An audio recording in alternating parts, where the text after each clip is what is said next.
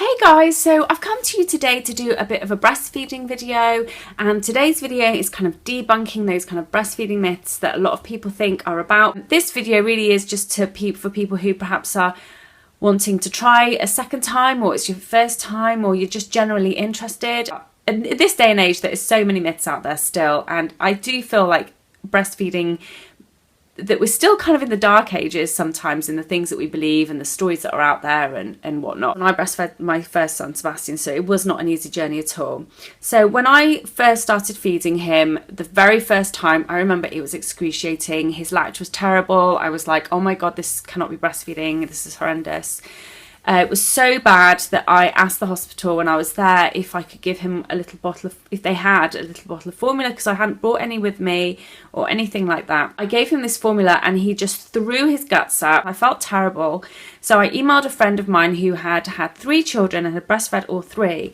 And she sent me this picture, a newborn's tummy. So this is a newborn's tummy and it's the size of a cherry. This is on day 1.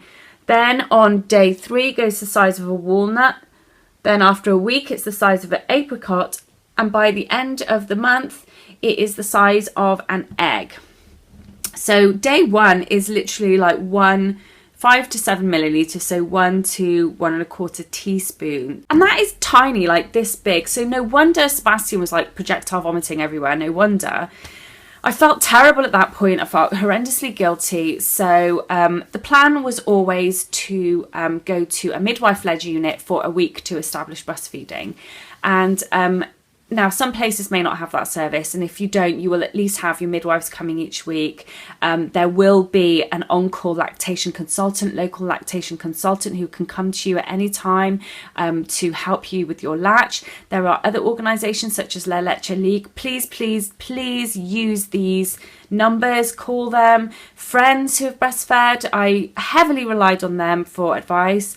So definitely use those. I was really lucky to be able to have this. You guys may have that too, but it was a wonderful thing for me to have. Oh, before then as well, ask to check to see if your latch is really painful, or even not, just ask to check to see if your baby has any kind of lip or tongue ties. This is another thing my friend emailed me. She showed me that picture and she said, ask them if he has a tongue tie. The paediatrician said he didn't have one, which was rubbish, and I did put a big complaint about that. He said he didn't have one, but my gut told me something still wasn't right. Eventually, a lactation nurse came and said she suspected it, and then the nurse that actually snips a tongue tie had confirmed that he did have a very severe posterior tongue tie. About an hour before I was transferred to the new unit after being discharged from the hospital, the horrible hospital, they snipped it. And they literally just snip it there and then just a few drops of breast milk, or in my case just expressed a few drops in his mouth, and a quick feed, even though it was quite painful, just kind of helps that healing. That was sorted, so we were hopefully all set to kind of begin relearning what to do, and that is exactly what it's like. Your baby kind of, not always, but sometimes has to learn what to do. You kind of have to learn. I also had a book, an amazing book that I read, and I will link it below. It's called The Food of Love. It's beautifully illustrated, and it's phenomenal read, and it had it helps you through the whole of that kind of, you'd call it the 4th trimester, like newborn stage. And there were some illustrations of how to latch, so I did kind of follow the book as well and try to use that kind of helped a bit. But what I really needed is someone who knew what they was doing to sit down with me and help me latch. So in the midwife-led unit, they just, every single time I fed him, I rang the buzzer and they helped, and they helped make sure that he was latched on properly. By the end, each feed was still very painful, but it got less and less and less. And by the end of the week, I was pain-free and everything was fine. It might have not even been the end of the week. It might have been a couple of weeks actually, but I was pain-free, and it was, we were all set.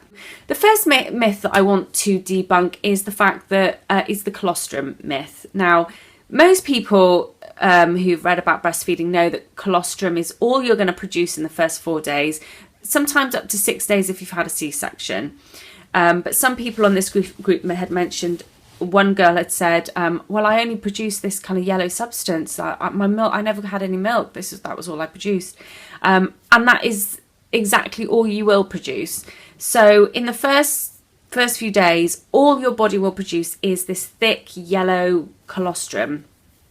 And it is absolutely, it's liquid gold. If you plan to formula feed, maybe still, I highly recommend you still give your baby this colostrum, even if you do what I did and hand expressed in this. Oh yeah, for those first 24 hours after I struggled to feed, after giving him that formula, I hand expressed and fed Sebastian in a syringe. I don't know if I mentioned that, but yeah, that's what I did until I got to the midwife-led unit. I didn't feed him from the breast at all because I didn't want to damage the nipple already as it was. So even if you don't want to feed from the breast, at least hand express it, syringe it, give the baby as much of that colostrum as you can. It's like gonna set them up great for, it's just gonna set them up fantastically. It's jam-packed full of antibodies and all the kind of jabs that you might have had, any immunisations you've had, it's all in there for them as well. It's just full of amazing awesomeness. So feeding through those can be quite difficult because it's quite thick. After those days, around day 5, again a bit later if you've had a C-section, I think, sometimes your milk will come in and you will wake up. I remember waking up and you will be really engorged. Don't think it's always going to be like that, because it's not. Your body will produce enough milk for twins, triplets, because your body doesn't know how much your baby needs yet. I found that I was really, really engorged to the point that Sebastian struggled to latch on, in which case hand express a little bit off just to kind of ease off the the kind of pressure.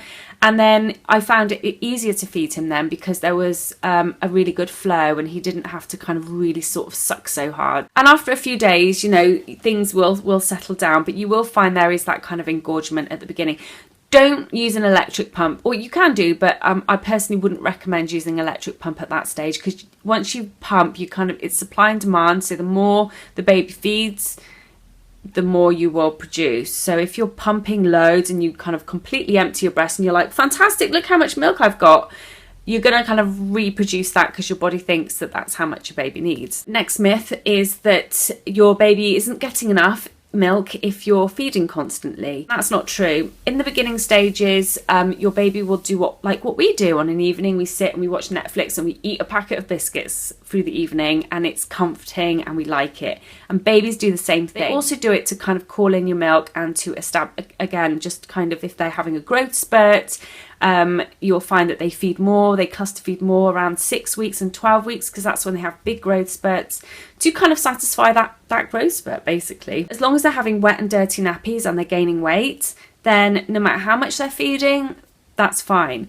Some babies as well don't poo for quite a long time when they're breastfeeding, and they can go up to like at least a week sometimes more. And that sometimes purely is because they digest, it's so easy to digest, they literally digest all their milk, and so they don't need to excrete as much. Another breastfeeding myth is that your baby is never going to sleep through. Now that's absolute rubbish. I have friends whose babies have slept through from 5 weeks onwards. Both have slept through from 5 weeks onwards, who constantly sleep all the time.